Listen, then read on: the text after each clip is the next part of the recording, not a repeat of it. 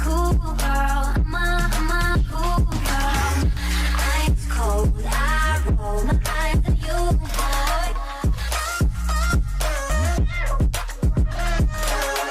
Hi guys! Welcome back to my YouTube channel. My name is Christine and I would love for you to join my YouTube family by clicking onto the subscribe button as well as the notification bell beside it so that you'd be notified every time I upload a new video.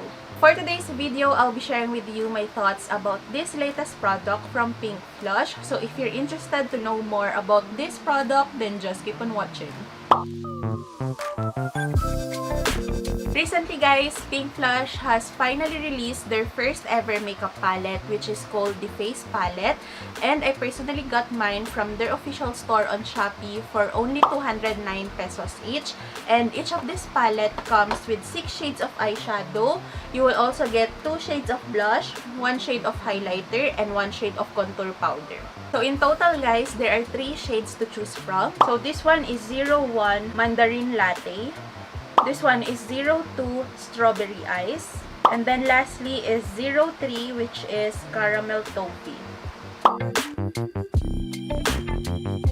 For the packaging of this product, each of this face palette comes with a shrink wrap just like any other PINKFLASH products. In terms of the actual component of this product, it comes with a very simple pink plastic packaging.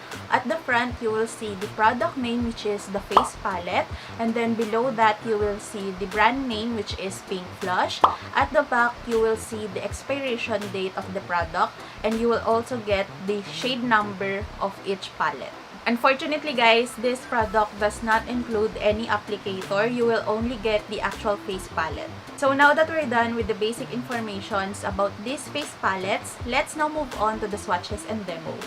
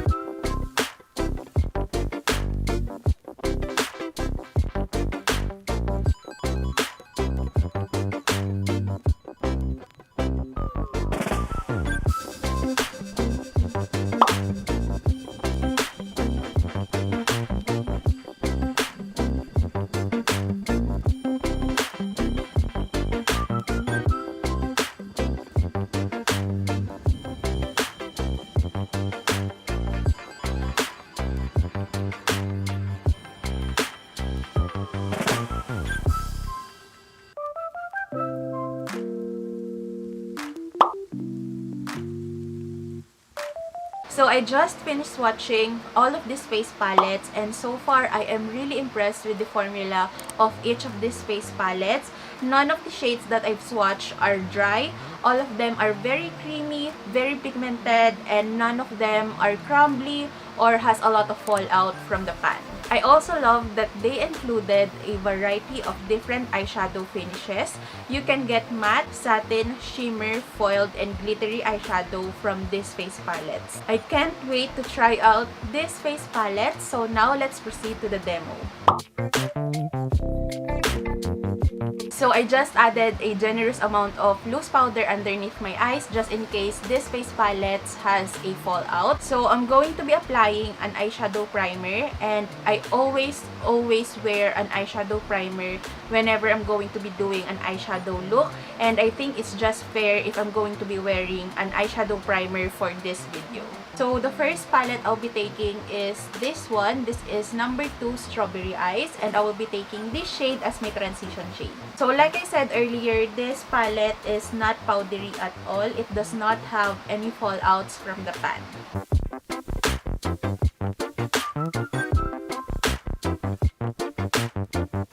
Okay, first impression, this is pigmented. I only grabbed a very few amount of this eyeshadow, but as you guys can see, it has a really nice color payoff. And as you guys can see, it is really easy to blend out and it does not look patchy at all on my eye. So far, I am really impressed. So next palette I'll be using is number 1 Mandarin Latte, and I will be using the shade to further darken up my crease area.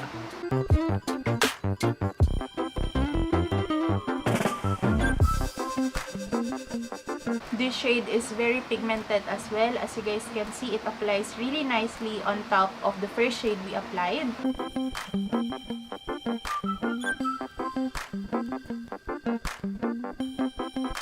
So next palette I have here is number 3 Caramel Toffee.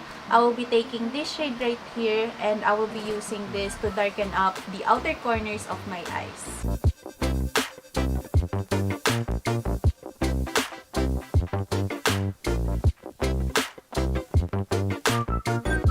Wow, this one is really intense. It has a very pigmented color payoff. So for my lids guys, I will be taking number 2 Strawberry Eyes, and I will be using this shade right here for my lids, and I will be using my fingers to apply this.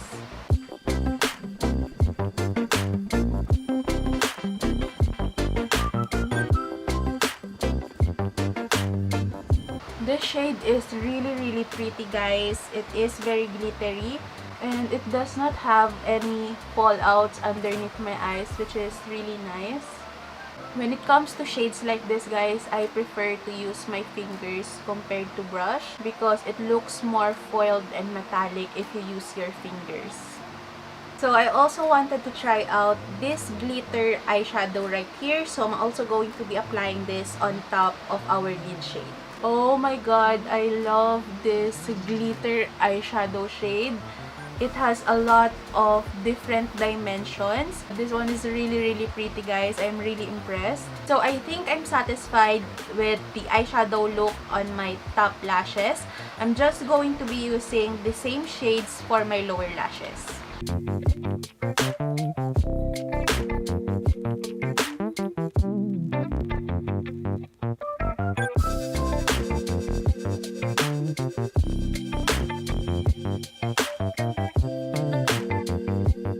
So I'm just going to finish off this eyeshadow look and I'll be right back. So as you guys can see, I added a pair of false eyelashes and a dark brown winged eyeliner.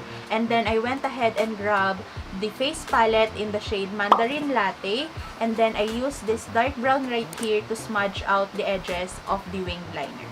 So now that we're done with our eyeshadow look, let's now go ahead and try out the contour blush and highlighter from these face palettes. So here are all of the swatches of the contour powders from each face palette.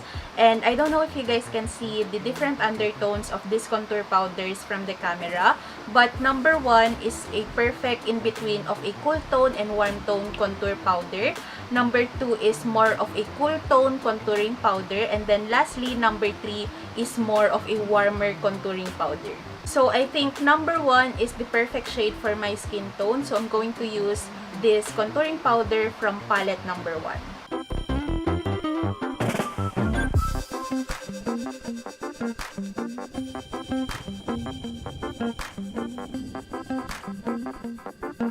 So this contour powder is the perfect undertone for my skin tone. As you guys can see, it's not too warm and it's not too cool tone on my skin. And what I really like about this is that it's not patchy at all.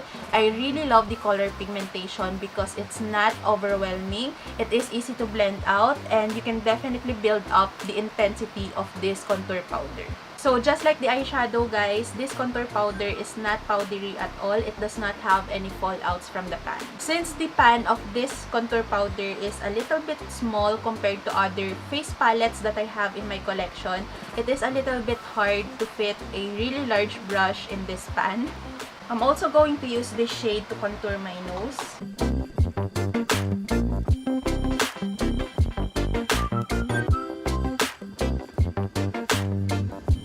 So now let's move on to blush. Again, I'm going to swatch each of the blushes from this palette. So first one is the blush from number 1. So the blush from number 1 is really light, so it is really hard to see in my skin tone, but this one is number 1. So next is number 2. And then lastly is number 3. So for my blush, I think I'm going to mix this shade from palette number 3 and this shade from palette number 2. Again, this powder is not powdery at all. It does not have any fallout from the pan. So this blush is not super pigmented, but the actual color pigmentation is buildable. So in case you want to intensify the colors of this blush, you can definitely do so by applying another layer. This shade is really nice. I love the combination of these two blush.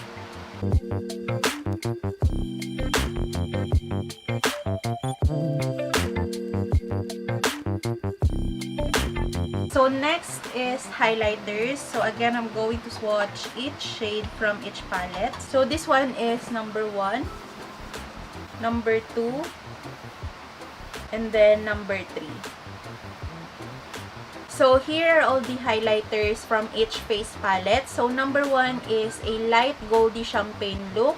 Number 2 is a light pinky rose gold highlighter. And then lastly, number 3 is a purpley champagne shade. So for today, I will be mixing the highlighter from palette number 1 and palette number 2. Again, no fallouts, not powdery at all. Wow! Oh my god, I love this highlighter. It's not chunky at all. This highlighter does not have any large glittery chunks. I love this highlighter. It looks really nice on my skin. Oh my god. My face looks wet. Oh my god, I love this highlighter. It looks really blinding on my face. I love the combination of these two shades. I love blinding highlighters, but I don't like highlighters with chunky glitters. So this one is really perfect, and I love this highlighter, guys. So this is how my face turned out after using the face palettes from PINKFLASH. I'm just going to finish off this makeup look, and I'll be right back to share with you guys my final verdict. So now that I'm done with my whole makeup look, let's now proceed to my final verdict. So first is the price. Like I said, I purchased mine from their official store on Shopee for only 209 pesos each. And each of this palette comes with 6 shades of eyeshadow, 2 shades of blush, 1 shade of highlighter, and 1 shade of contour powder. So for me, this one is one of the most worth it makeup products from PINKFLASH because you will get a whole lot of use from this face palette. Next is the packaging. Like I said, each of this face palette comes with a shrink wrap, which is very standard when it comes to PINKFLASH makeup products. And just like my comment from any PINKFLASH makeup products that I have reviewed, I don't like that all of the general information about the product is only imprinted on the shrink wrap that it comes with, because once you've removed the shrink wrap, all of the general information is no longer imprinted on the actual packaging of the product. Nevertheless, guys, I don't have anything else left to say about the actual component of this product. Like I said, it is very affordable, so I already expected that it will come with a simple plastic packaging. And for me, this packaging is really decent, very standard when it comes to makeup products like this one. And I also love that it is very compact and very lightweight. Next is the formula and application. Like I said earlier, I am really impressed with all of the shades from each face palette. None of them feels dry. All of them feels really creamy. They have a really nice color pigmentation, and all of them does not have any fallouts. When it comes to the eyeshadow, guys, I am really in love with how blendable and pigmented all the shades that I've tried from these palettes, and none of them looks patchy at all. And I am really impressed with the metallic and glitter eyeshadows that I've used on my eyelids, because none of them has any fallouts, and it looks really nice on my eyes. It is very glittery and very reflective. When it comes to the contour, blush, and highlighter, guys, I am really impressed with this face palettes. The contour powder has a really nice pigmentation. It's not too overwhelming. It is buildable. So in case that you want to intensify your cheekbones, you can definitely build up the intensity of the contour powders. I also love the shade that I've used for my cheekbones because it is the perfect undertone for my skin tone. And like I said earlier, I used the Mandarin Latte for my contour. So I love the shade of the contour powder from this palette. When it comes to the blush, guys, I really love the color selection of their blush. It is very wearable and perfect for every day. I love the formula of the blush because it is not too pigmented. Again, you can build up the coverage of the blush and it's not too overwhelming, and I really love that it does not look patchy on my cheeks. As you guys can see, it looks very natural. And lastly, guys, is the highlighter. Oh my god, this is probably my favorite part about this face palette. It gives you a very blinding wet look, but it does not look chunky or glittery on your face. I love this highlighter so much. So for my overall review, guys, I am super impressed and in love with this face palettes from PINKFLASH. Very affordable, and I love the performance and quality of this face palette. So I highly recommend this face palette to you guys. In case you're just a beginner when it comes to makeup, this is the perfect product because you will get a whole lot of use out of this face palette. And so far, guys, PINKFLASH has never disappointed me. I really love the brand PINKFLASH. Very affordable, but the quality of their makeup products is really impressive. So again, if you haven't seen my full face of PINKFLASH makeup products, I will have the link on the I button right here, and I will also leave it on the description box below. So that is it for today's video, guys. I hope you enjoyed my first impressions review and swatches video about this latest product from PINKFLASH. And if you have any requests for future videos, make sure to leave them on the comment section down below. Please like this video if you enjoyed my review. Share this video to your friends and subscribe to my YouTube channel. Thank you guys so much for watching, and I'll see you on my next one. Bye!